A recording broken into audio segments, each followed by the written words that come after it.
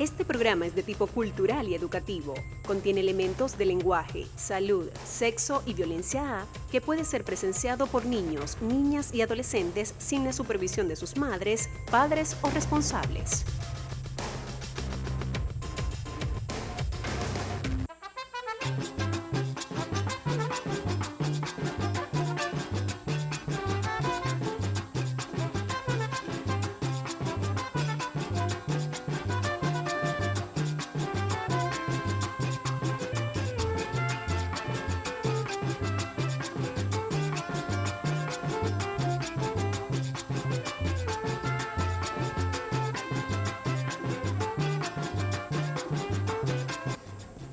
¿Qué tal, amigos del alma? De nuevo con ustedes en su programa Hace tiempo y allá lejos, donde la magia del pasado se hace presente por aquello de que recordar es vivir. Hoy hablaremos sobre un fenómeno natural que a su paso por Paraguaná no solo dejó lágrimas, sudor y sangre, sino también recuerdos trágicos que todavía perduran en la memoria de algunos que escucharon lo sucedido en labios de sus abuelos.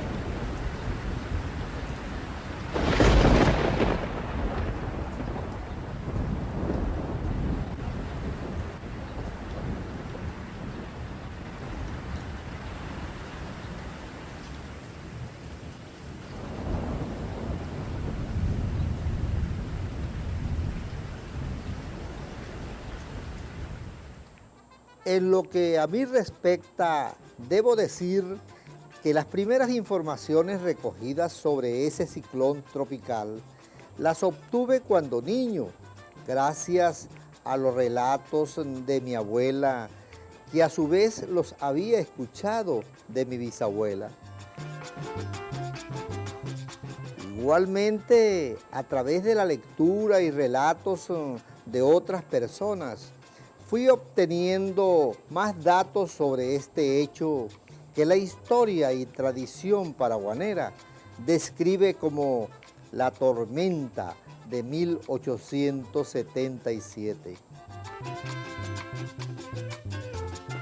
Mi abuela Efigenia Bret Núñez, cuando le preguntaban la fecha de su nacimiento, respondía muy orgullosa: nací en el año de la tormenta.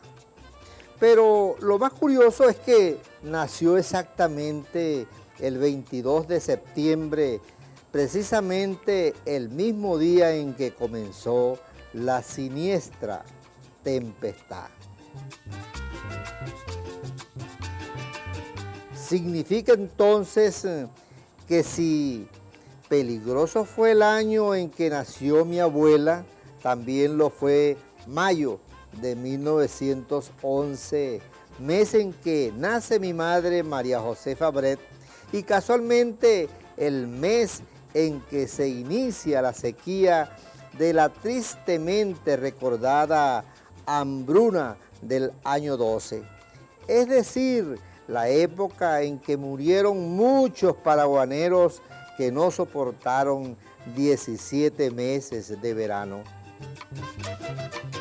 De modo que después de conocer esos tiempos malos en que nacieron mis antepasados, debo dar gracias a Dios de estar vivo, no obstante a que nací en tiempos en que estaba en su apogeo la Segunda Guerra Mundial y momentos en que la población de Las Piedras era un cuartel militar de marines norteamericanos que resguardaban los barcos petroleros que circulaban por el Caribe. Como han podido observar, no ha sido fácil llegar hasta aquí para seguir contando a ustedes, queridos televidentes, las crónicas y relatos de esta tierra maravillosa, querida y bondadosa. Se multiplicaban solo por la creencia que donde comían 2, podían hacerlo 4, y donde comían 4, ¿por qué no hacerlo 8? Y así sucesivamente hasta llegar a 16, que era más o menos la medida chiquita para decir que era una familia completa. Ahora bien, sabemos que en esos tiempos había muchas limitaciones, muchas necesidades, sobre todo con el agua, pero aún así logramos salir adelante.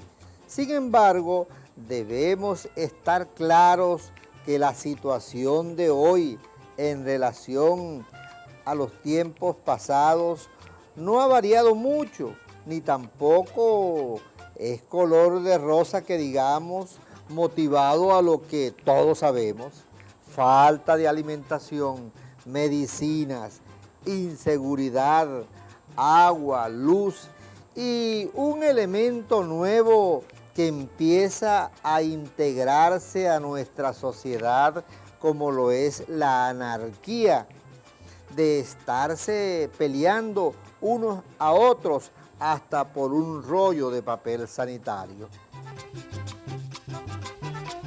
Es decir, estamos cayendo en una situación económica que creíamos ya superada gracias a la riqueza petrolera, a los adelantos tecnológicos y mejor educación que nos permite mejorar nuestra calidad de vida. Lamentable no es así, porque la mala aplicación de políticas erradas en la economía y la deshonestidad en el manejo de la cosa pública vienen arrasando con todo lo que encuentran a su paso, como en su tiempo también lo hizo la tormenta caribeña que azotó la mayor parte del oriente paraguanero hace ya unos cuantos años. Ahora bien, refiriéndonos a la tormenta de 1877, debo decirles que existe un testimonio escrito por Leontiné Perignon de Roncayolo, distinguida dama francesa que para el momento del suceso se encontraba vacacionando junto a su esposo en las bellas playas de Adícora. Al respecto, en su libro titulado Recuerdos, nos dice que este ciclón comenzó a las 10 de la noche del 22 de septiembre con vientos huracanados acompañados de lluvias torrenciales. 8 horas continuas estuvo lloviendo y fue más que suficiente para acabar con el sembradío y animales domésticos, menos las gallinas, que como cosa curiosa se salvaron milagrosamente. En su relato, la periodista nos apunta que la próspera ganadería existente se redujo casi en su totalidad. Las quebradas se desbordaron de su cauce natural para acabar con las empalizadas de los conucos. Las casas de barro se derrumbaron casi todas y hasta la de mamposterías sufrieron grandes daños en los techos debido a que las tejas impulsadas por el torbellino se vinieron al suelo. En cuanto a los puertos de Adícora y los taques, no escaparon a este ataque natural, ya que las débiles estructuras portuarias quedaron inutilizadas y las barcas pesqueras destruidas. Total, un desastre de grandes dimensiones. También Juan de la Cruz Esteves, recordado cronista de Pueblo Nuevo, nos dejó algunas anotaciones que recabó de personas mayores, quienes a su vez por vía oral habían recogido de sus familiares ascendentes. Entre tantas cosas, había el relato de un niño perdido durante el huracán en la población de Lato. Su nombre era Antonio López Peña, hijo de José Jesús López y de Matilde Peña. Según cuentan, su madre lo llevaba en sus brazos al momento que fue tumbada por el viento, lo cual ocasionó que el infante desapareciera en la oscuridad. Pero gracias a Dios y tras una intensa búsqueda, fue hallado sano y salvo en horas de la madrugada, lo cual hizo pensar a los vecinos que se trataba de un milagro, porque muy cerca donde lo encontraron está la quebrada de Guanibativa, que para el momento tenía una fuerza arrolladora que a su paso se llevaba todo lo que encontraba.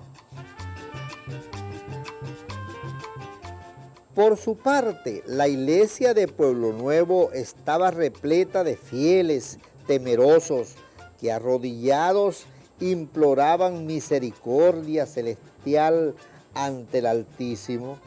La oración de San Bartolomé, que entre otras cosas dice: aplaca, Señor, tu ira, tu justicia, tu rigor. Dulce Jesús de mi vida, misericordia, Señor. Se escuchaba de los tartamudos labios de asustados creyentes. Por su parte, el párroco de entonces, Melesio Hidalgo, desde el púlpito de la iglesia, pedía castigo del cielo para los masones y su miembro más importante, el presidente Guzmán Blanco, a quien se le acusaba de desafueros anticlericales.